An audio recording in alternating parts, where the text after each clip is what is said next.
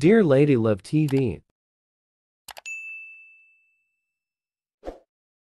Please Love Me Doctor, tunghayan na po natin ang ika-18 bahagi.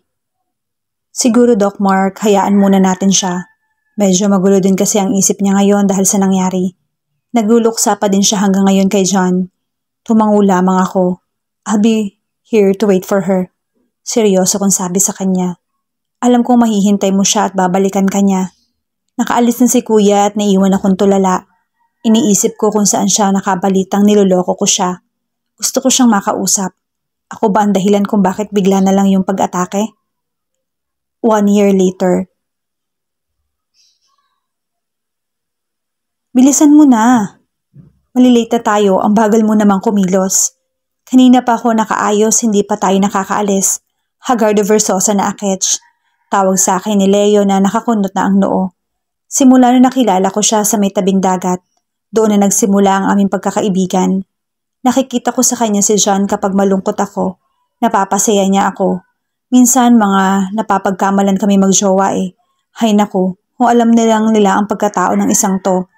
Alam na din niyang mga pinagdaanan ko kay John. About sa naging sakit ko at pati na rin sa mga nangyari sa amin ni Doc Mark. He advised me na kausapin ko siya. Baka lang na misunderstood ko. Actually natatakot ako malaman yung totoo. Even kuya, ayaw magsalita. Kasi ayaw niya makialam sa mga problema namin. Ang gusto lang niya ay umuwi na ako ng Pilipinas at harapin si Doc Mark. Andyan na pababa na ako. Sigaw ko naman mula sa itaas. Nasa sala siya at kanina pa ako hinihintay. Ngayon kasi ang grand opening ng itinayo naming restaurant dito sa States. Sa tulong ni Kuya nakapagpatayo ako ng negosyo dito at kasosyo namin si Leo. So let's go? Sabi ko na makababa na ako. My gosh, Bax.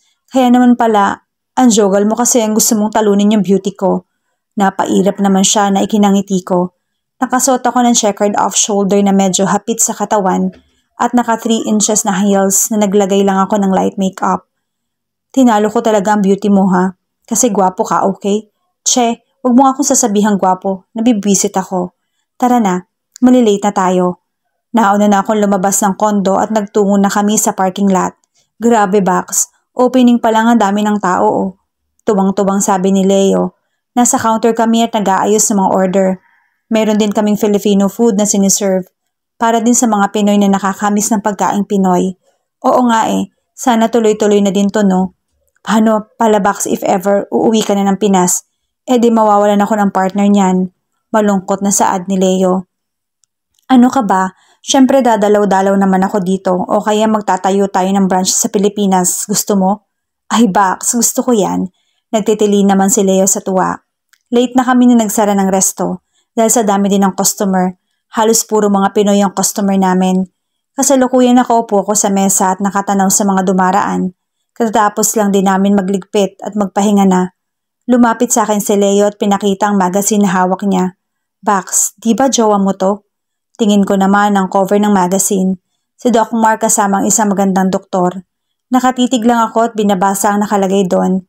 Hindi ko na malayang may namumuong luha na pala sa aking mga mata. Sorry Bax, dapat hindi ko na pinakita sa iyo to eh. Nakokonsensyang sabi ni Leo. O okay lang, hindi ba sila nagkatuloy ng girlfriend niya? Tapos ngayon, may iba naman siyang kasama. Mahal mo pa ba rin siya? Hindi naman nawala yung pagmamahal ko sa kanya.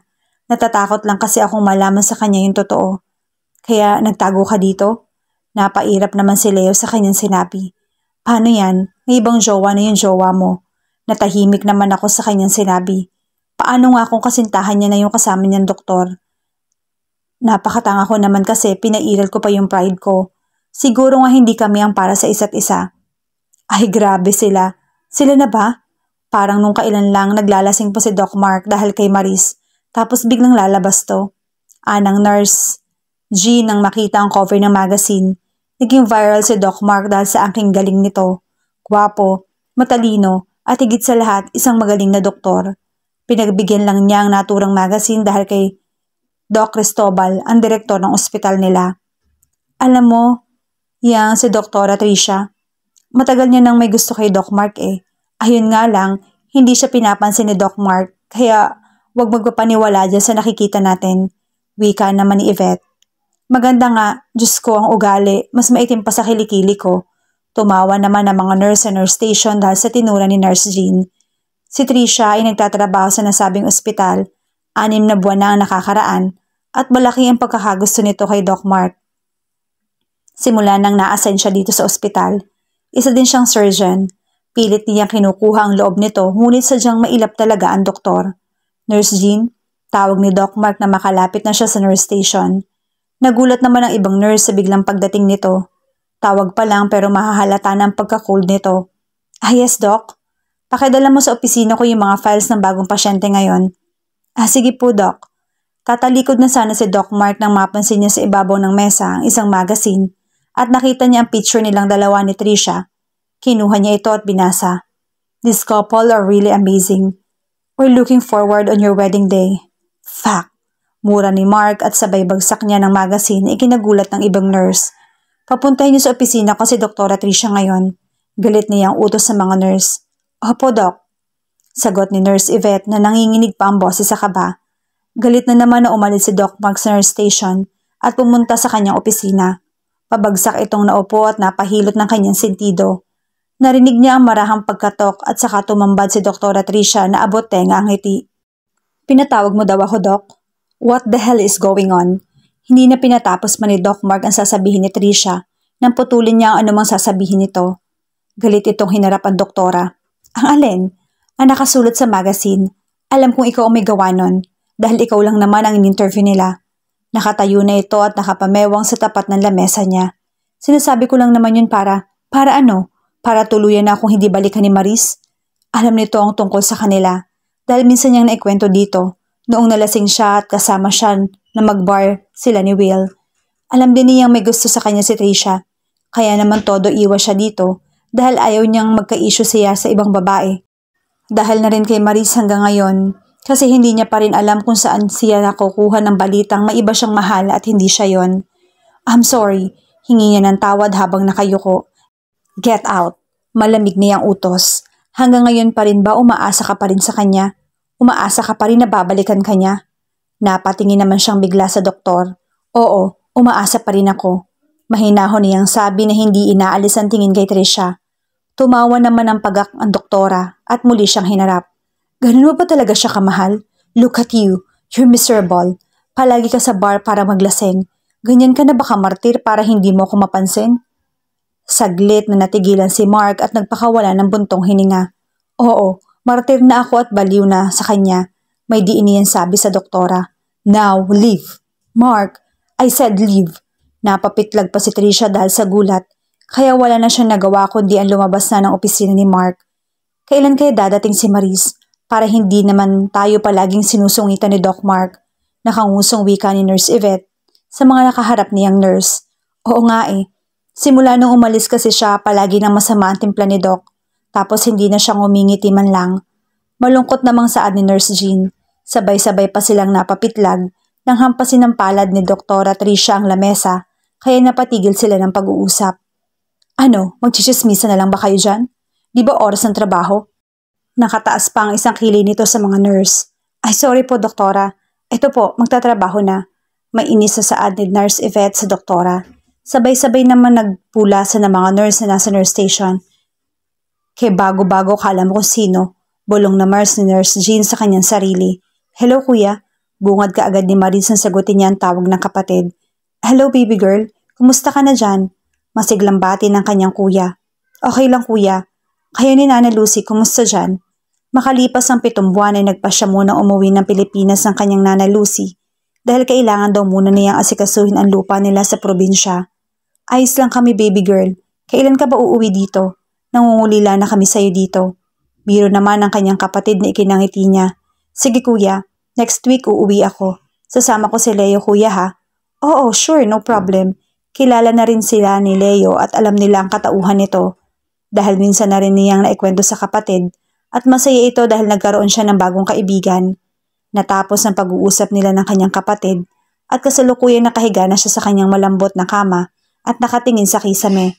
Kinabahan siyang bigla dahil muli sila makikita ni Mark.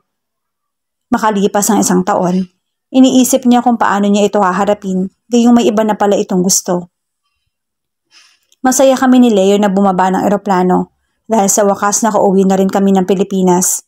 Iniwan muna namin ang restaurant sa isa naming pinagkakatiwalaan at naging kaibigan din namin ni Leo. Sinundo naman kami ni Kuya sa airport at mahigpit ko siyang niyakap dahil sobra ko din siyang na-miss. Pinakilala ko naman si Leo kay Kuya. At ang bakla, kilig na kilig, parang bulate na binudbura ng asin. Siniko ko naman ito na ikinatawa lang ni Kuya. Grabe, Kuya, na-miss ko talaga to. Sabi ko habang lula na kami ng kotse at pauwi na ng bahay. Kaya huwag ka nang umalis pa dito. Dito ka na lang. Malambing naman tura ni Kuya habang nagmamaneho. Ako ang nasa passenger seat at si Leo naman sa likod. Paano yung negosyo namin doon? Don't worry, ako na ang bahala doon, baby girl. But Kuya, no buts, okay? Putol ni Kuya sa sasabihin ko. Wala na din ako nagawa kundi ang sumunod. Ako na ang bahala muna doon, Bax. Don't worry, okay? Napatingin naman ako sa likuran at nginitian si Leo. Nakarating kami sa bahay ng bandang 7:00 na ng gabi. Sinalubong kaagad kami ni Nana Lucy at niyakap ko naman ito ng mahigpit. Nana, namiss po kita. Masayang bati ko nang kumalas na ako sa pagkakayakap. Ikaw talagang bata ka. Ilang buwan lang naman akong hindi nagpakita sa'yo. Nagkatawa na naman kami. Nasa hapag na kami at masaya nagkwentuhan na sumeryosong bigla si Kuya. Maris? Yes, Kuya. Hindi ka ba makikipagkita kay Doc Mark? Muntik na ako mabulunan sa kanyang tinanong. Hindi ko pa alam, Kuya eh. Napayoko ako bigla.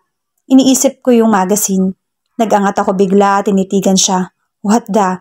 Alam na alam niya talaga ang iniisip ko. You think totoo yung nasa magazine? Hindi ako makapagsalita. Paano nga kung totoo? Heto na naman ako. Tinabla na naman ako ng takot. Hindi ba, Kuya? Try to talk to him para masagot na yung mga gumugulo sa isip mo. Tumango lamang ako. Mark, Diyos ko naman, ang bigat mo. Hanggang kailan ka ba magiging ganito? Reklamo ni Will na akay-akay si Mark papasok ng kondo nito. Lasing na naman ito at binagsak ni Will sa malaki nitong kama. Hingal na hingal naman itong humiga katabi ni Mark. Nagpapakalugmok ka na lang sa alak eh. Paano kung bumalik si Maris na ganyan ang itsura mo? Napamulat naman ang mata si Mark at tumingin sa kisame. Sana bumalik na siya. Miss na miss ko na siya. Hindi niya na malayang may tumulo na palambutin ng luha sa kanyang pisngi. Babalik siya. I'm sure. Kaya i-ready mo na yung mga sasabihin mo sa kanya kapag bumalik siya. Lalong-lalo na yung nasa magazine. Napabangon siyang bigla at naalala yung nasa magazine. I think she already knew dahil kalat na din yon. Napatayo na din si Will at tinapik ito sa balikat niya. Bro, huwag ka nang magpakalasing ha. Alam mo lang ilang buwan na akong walang sex life dahil sa'yo. Lagi ka na lang wrong timing eh. Singhal naman ito kay Mark. Pwede ba Will? Kailan ka ba magseseryoso? Ayoko magseryoso dahil baka maging kagaya mo lang ako. Inirapan lang niya si Doc Mark. Dahil nabitin ako kanina ng dahil sa'yo, kailangan ko magbanyo.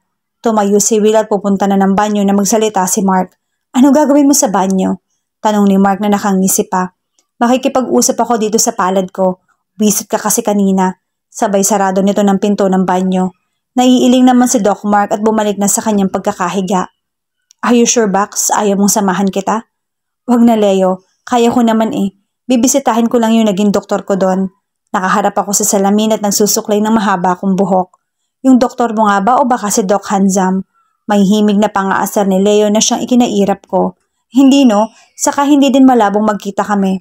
Hindi ko alam kung anong sasabihin ko sa kanya kapag nagkita kami. Alam mo Bax, siguro panahon na para kausapin mo siya. Tama ang kuya mo, lalo ka lang mahihirapan eh.